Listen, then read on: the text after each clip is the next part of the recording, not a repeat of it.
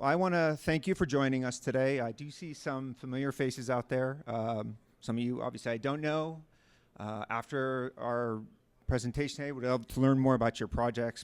Please feel free to come up to us and ask questions. Just as a quick intro, my name's Matt. I'm from Pharos. I lead our commercial efforts at Pharos. I'm based in Brooklyn. I'm based in New York. If you're ever in the New York area, please feel free to come by, say hi. Quick background about myself. Like a lot of people, I think, in blockchain, I started my career in TradFi. I was in payments for like 15 years, all kinds of payments, cross-border payments, mass payments, treasury, liquidity, everything else. I was a bit of a payments geek, and I still geek out about it. It's one of the reasons I have my laptop in here is I get so excited talking about payments that sometimes I lose my train of thought. But in 2018, I kind of woke up. I moved over to Ripple. I worked at Ripple for 3 years. And that was kind of cool. And it was also easy because Ripple's primary use case is payments, financial services, versus other kind of use cases. So then I went to Stellar, worked on their ecosystem for a couple years. Again, financial services, payments, democratization of financial services. So that was cool as well. After that, I went to Circle's ecosystem, worked on stable coins, the USDC liquidity platforms. Again, really cool, got really interested in stable coins.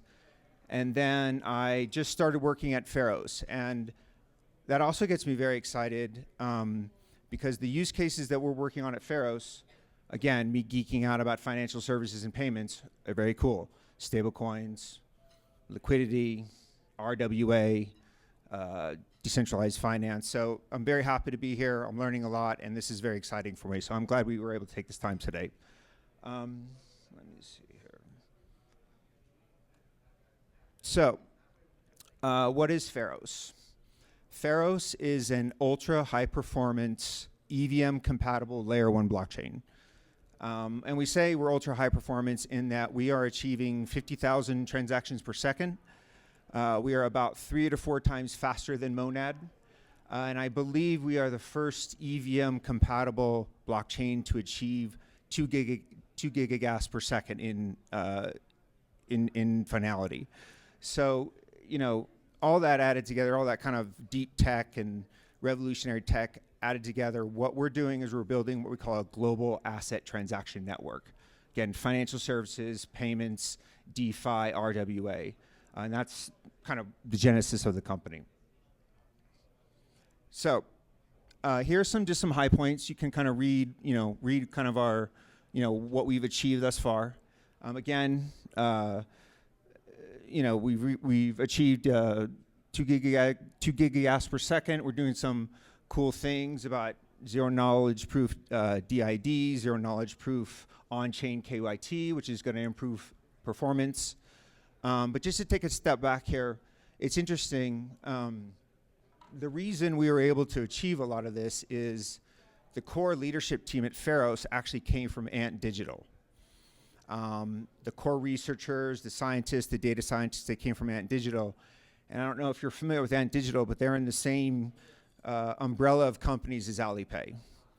And that's kind of the DNA of the company, is the superior commercial grade financial networks. I mean, I think I read somewhere that Alipay achieves something like 300,000 transactions a second. Visa's at 70,000. So this is where we wanted to go, not 50 transactions a second, not 500. We wanted high grade, high performance. And the last bullet there is kind of the most important thing, is that our North Star is to create what we're calling this universal assets platform. One that tokenizes and deploys high quality assets on chain. As many know, when people talk about RWA today, they're really talking about, today the market is really tokenized treasuries. US debt, that's like 90% of the market. There's some private credit out there. People are talking about tokenizing real estate and gold and art and things like this, but mainly it's US debt that's being tokenized. We're taking this much further. Specifically, at mainnet launch, we are going to partner with Ant Digital to deploy several $100 million of premium renewable energy assets on chain in our network. So to my colleague, she says this very well. That's how we're gonna solve the cold start problem. And Digital is our partner. They're bringing us assets. We're going to tokenize them. We're going to create hundreds of millions of dollars of these yield-bearing tokens, and we're going to start right there at mainnet. And that's fundamentally different than what we're seeing elsewhere in the market. Most of the other assets are actually debt instruments, not a yield-bearing physical asset. So, you can see some of the performance that we've benchmarked against, both EVM and non-EVM. We are currently in DevNet. That's some of our benchmarking performance. I talk a little bit about testnet and a little bit about mainnet later. But again, given our DNA comes from Ant Digital, we want to fundamentally change how L1s perform when it comes to financial services. And again, we're trying to solve this trilemma about scalability versus hardware requirements versus throughput. And as you can see, we are succeeding. At this point, again, pre-testnet, but at this point, we are outperforming Monad, Solana, Aptos, some of our kind of peers in this area. So here is a quick snapshot of where we've been and where we're going. We raised our seed round last year.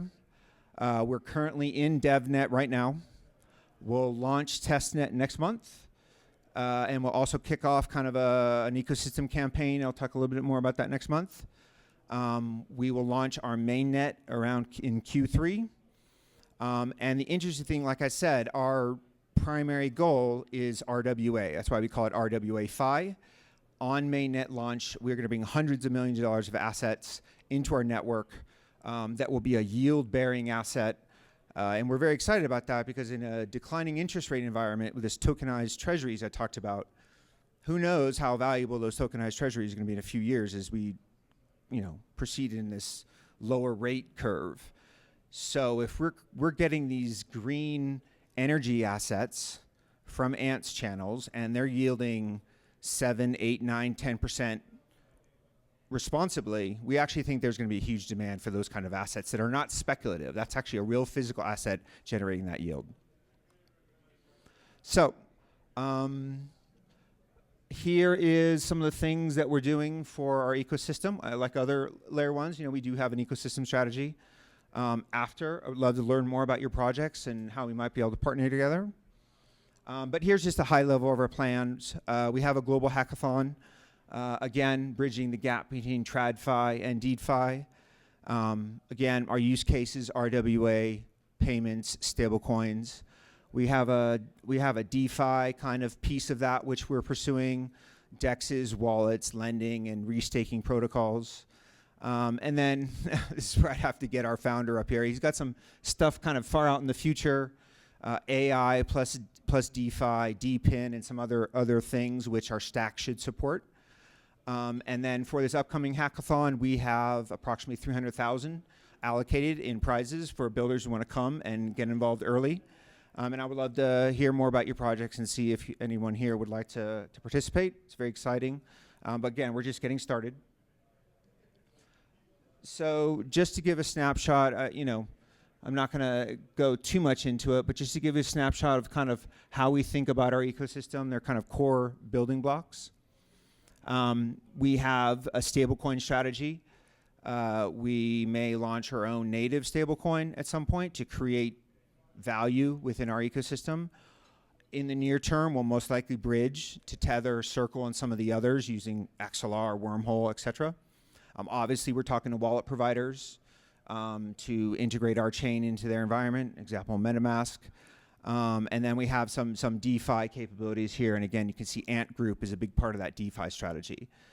The other thing that I do want to point out is, I come from financial services and, been in crypto and blockchain since 2018. So we are not maximalists. I don't get juiced about my own coin versus the others.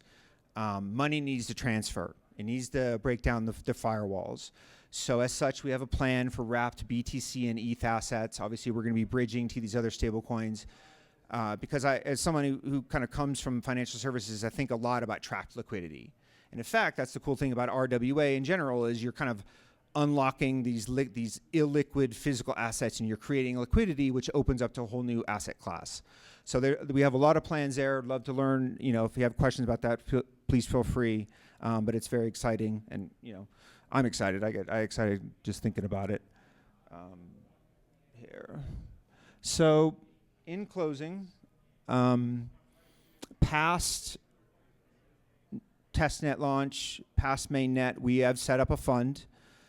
We encourage everyone to take a look at it, see if you're interested in applying.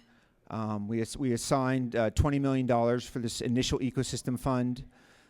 Please go to our website, take a look. The stuff we're looking for is established teams with proven track records. If you're an innovator and you can really kind of get your idea going, if you want to make a significant impact in the blockchain space, specifically payments, DeFi, RWA, we would love to talk to you and learn more. But we're very excited. Obviously, we have a bit of ways to go. Testnet next month, mainnet later on in the summer. But if there's any questions, please feel free to reach out to us. Thank you.